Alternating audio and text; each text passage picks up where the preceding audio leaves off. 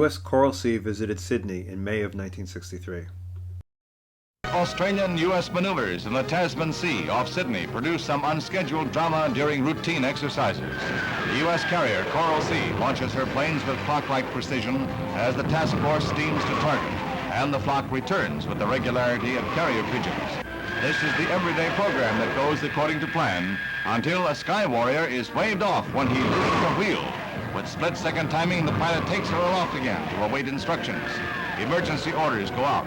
First, the air is cleared of other planes, and the crash crew is alerted. The crash barrier is strung, and a helicopter is sent aloft to bird dog the crippled plane home. A landing signal is given. Now it's all up to the pilot. A perfect crash landing. Fire crews rush to the side of the crippled plane. No fire breaks out. And crew scrambles to safety.